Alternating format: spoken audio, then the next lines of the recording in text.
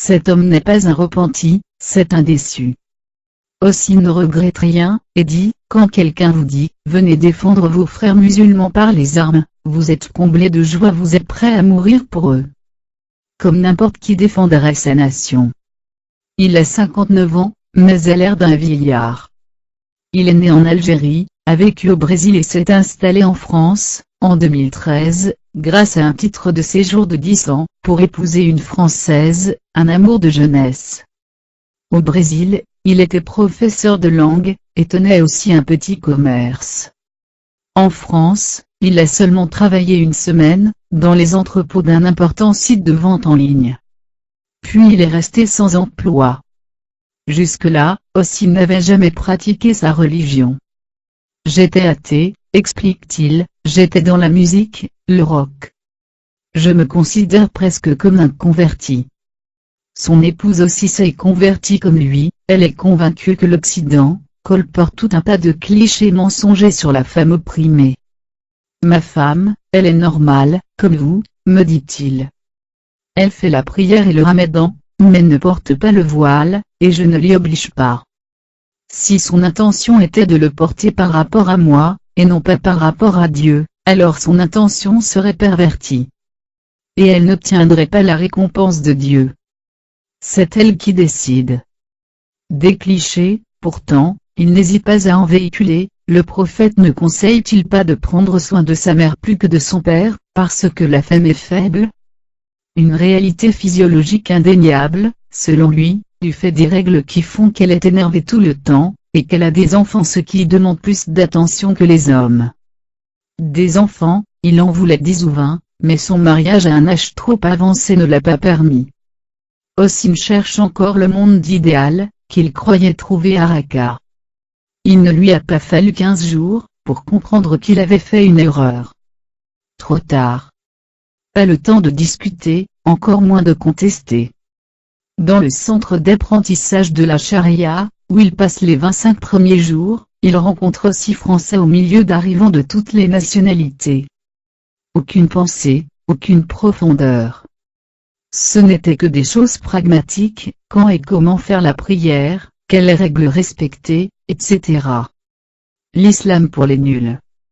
Trop âgé pour combattre, il est affecté au bureau des mariages, où défilent ceux qui multiplient les unions temporaires pour satisfaire uniquement un désir sexuel. De la prostitution dissimulée selon lui. Les femmes célibataires ou veuves, sont enfermées dans des maisons appelées makars, où les hommes viennent les choisir. Les plus belles sont proposées aux juges, ou aux émirs.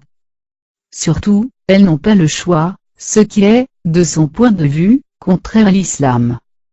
Face à la pression sociale, et pour prouver qu'il n'est pas un koufar, Ossine aussi doit se marier. On lui trouve une veuve de 45 ans, qui a déjà perdu 2 enfants à la guerre. Leur union ne dure qu'1 mois et demi. Ça ne pouvait pas marcher, nous dit-il. Elle m'a épousé uniquement pour pouvoir sortir du makar. J'ai compris qu'elle n'était qu'une victime. Tout comme ces gamines yézidis, achetées et vendues comme au souk, et qu'on pouvait choisir sur catalogue, ils rêvent encore d'un État islamique. Plus beau, plus pur, ailleurs.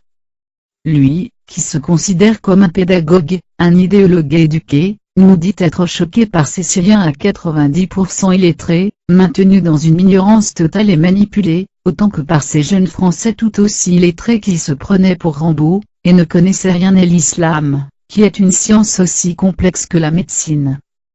L'islam qu'il défend prône le débat, comme au temps du prophète, mais, dans l'État islamique en guerre, le prophète n'est plus qu'un combattant, tueur de koufars. L'obéissance prônée par le Coran, n'est plus sagesse mais terreur. Il y avait des informateurs partout, nous dit Ossine, on ne pouvait faire confiance à personne. Pour un mot mal interprété, c'était l'amputation, voire la crucifixion ou la décapitation. Même l'idée de sortir de l'État, était un crime qui pouvait mériter la mort. Il y avait des barrages partout. Ossine a profité d'une offensive pour quitter la ville. Il n'était qu'un vieux schnock, qui avait perdu ses illusions, et il a marché vers les forces kurdes. C'était le 4 juin.